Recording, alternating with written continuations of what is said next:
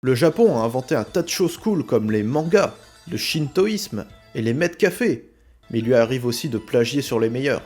Et cocorico, c'est de la France qu'il s'agit ici, car voici la tour Eiffel en rouge, la Tokyo Tower, qui est devenue, comme notre tour nationale, un des symboles du pays et de Tokyo, la capitale nippone. Salut les jeunes, je suis Tilingast, et aujourd'hui direction le pays du soleil levant pour vous présenter la Tokyo Tower, ou Tour de Tokyo en bon français.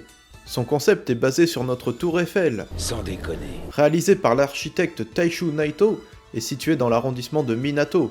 La construction débute le 7 juin 1957 et se termine le 18 décembre 1958, soit seulement 559 jours pour bâtir une tour de 332,6 mètres de haut. Efficacité Japonaise, elle dépasse notre tour Eiffel de 2,6 mètres. Quelque chose à compenser, mes amis japonais ? Elle a un poids total de 4000 tonnes alors que notre tour en fait 10 100 tonnes. Elle a coûté 2,8 milliards de yens, soit 8,4 millions de dollars de l'époque, ce qui équivaut à 86 265 000 dollars actuels. Le gouvernement japonais, alors en plein développement technologique et en reconstruction d'après-guerre, demande la construction d'une tour de radiodiffusion suffisamment puissante pour couvrir la région de Tokyo et ses alentours. La tour émet dans un diamètre de 300 km et diffuse des chaînes nationales comme NHK et NTV, mais aussi des radios comme Tokyo FM. Plus haute tour du Japon à l'époque, elle devait aussi symboliser la renaissance du pays.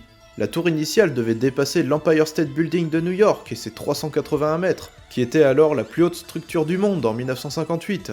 Mais un manque de fonds et de matériaux ont eu raison de ce projet. La tour finale est fondée sur une base de 80 mètres de côté. Elle est composée de 3 différents paliers. Le premier est situé sous la base de la tour. C'est un centre commercial appelé Food Town, qui est réparti en 5 étages abritant un aquarium, des magasins et même un parc d'attractions One Piece depuis 2015.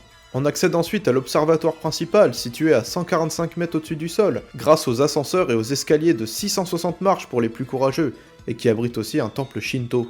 Enfin, nous arrivons à l'observatoire spécial, situé à 250 mètres de hauteur, et seulement accessible en ascenseur, qui offre une vue imprenable sur Tokyo et le mont Fuji. Si cette capsule vous a plu, n'oubliez pas de vous abonner et de clocher, vous connaissez la chanson. Quant à moi, je vous retrouve dans une prochaine vidéo. Sayonara les jeunes!